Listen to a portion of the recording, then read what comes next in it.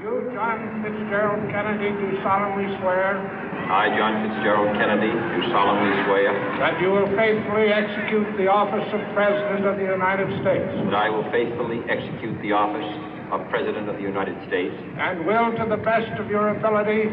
And will, to the best of my ability. Preserve, protect, and defend the Constitution of the United States. Preserve, protect, and defend the Constitution of the United States. So help you God. So help me God.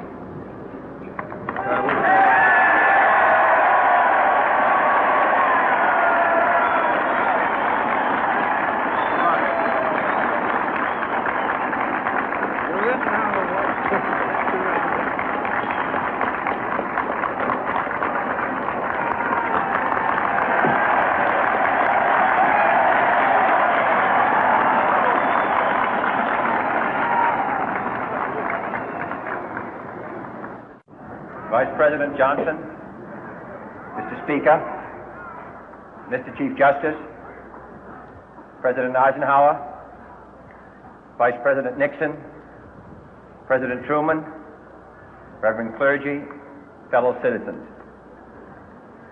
We observe today not a victory of party, but a celebration of freedom, symbolizing an end as well as a beginning, signifying renewal as well as change.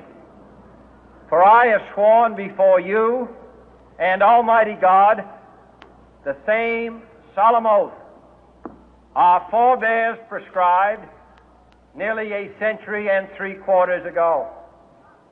The world is very different now, for man holds in his mortal hands the power to abolish all forms of human poverty and all forms of human life. And yet the same revolutionary beliefs for which our forebears fought are still at issue around the globe. The belief that the rights of man come not from the generosity of the state, but from the hand of God. We dare not forget today that we are the heirs of that first revolution. Let the word go forth from this time and place to friend and foe alike that the torch has been passed to a new generation of Americans born in this century, tempered by war, disciplined by a hard and bitter peace, proud of our ancient heritage, and unwilling to witness or permit the slow undoing of those human rights to which this nation has always been committed and to which we are committed today at home and around the world.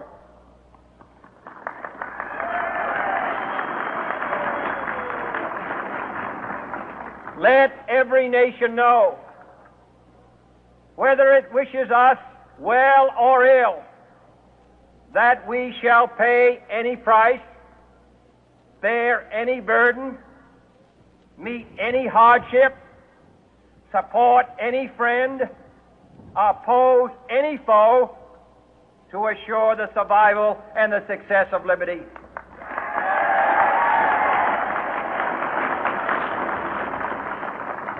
This much we pledge and more. To those old allies whose cultural and spiritual origins we share, we pledge the loyalty of faithful friends. United, there is little we cannot do in a host of cooperative ventures. Divided, there is little we can do, for we dare not meet a powerful challenge at odds and split asunder. To those new states whom we welcome to the ranks of the free, we pledge our word that one form of colonial control shall not have passed away merely to be replaced by a far more iron tyranny. We shall not always expect to find them supporting our view, but we shall always hope to find them strongly supporting their own freedom, and to remember that in the past, those who foolishly sought power by riding the back of the tiger ended up inside.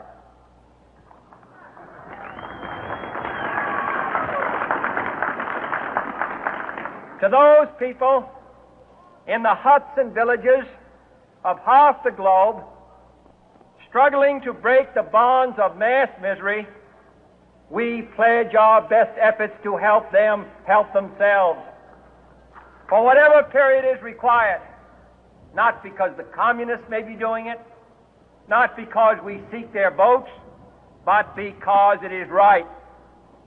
If a free society cannot help the many who are poor, it cannot save the few who are rich.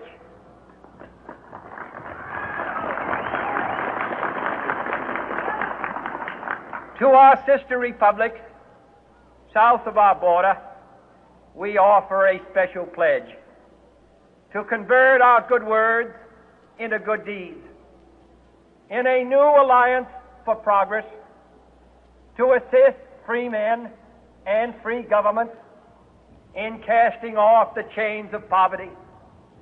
But this peaceful revolution of hope cannot become the prey of hostile powers. Let all our neighbors know that we shall join with them to oppose aggression or subversion anywhere in the Americas.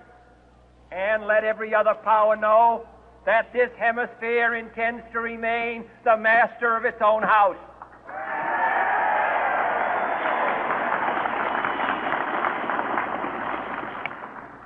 To that World Assembly of Sovereign States, the United Nations, our last best hope, in an age where the instruments of war have far outpaced the instruments of peace, we renew our pledge of support to prevent it from becoming merely a forum for invective, to strengthen its shield of the new and the weak, and to enlarge the area in which its writ may run.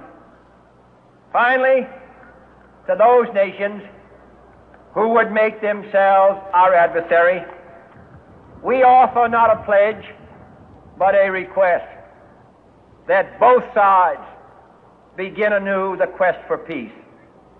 Before the dark powers of destruction, unleashed by science, engulf all humanity in planned or accidental self-destruction, we dare not tempt them with weakness, for only when our arms are sufficient beyond doubt can we be certain beyond doubt that they will never be employed.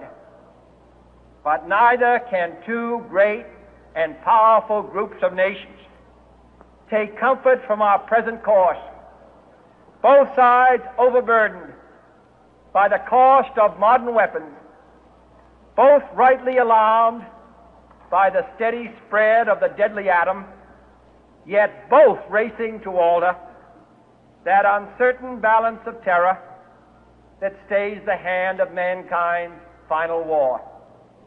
So let us begin anew, remembering on both sides that civility is not a sign of weakness, and sincerity is always subject to proof. Let us never negotiate out of fear, but let us never fear to negotiate.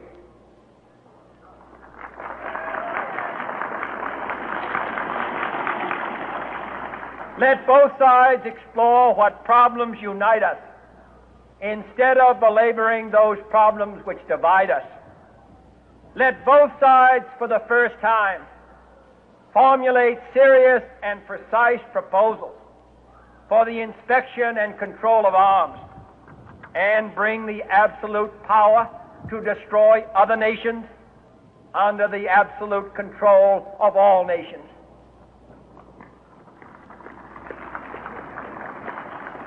Let both sides seek to invoke the wonders of science instead of its terrors. Together, let us explore the stars, conquer the deserts, eradicate disease, tap the ocean depth, and encourage the arts.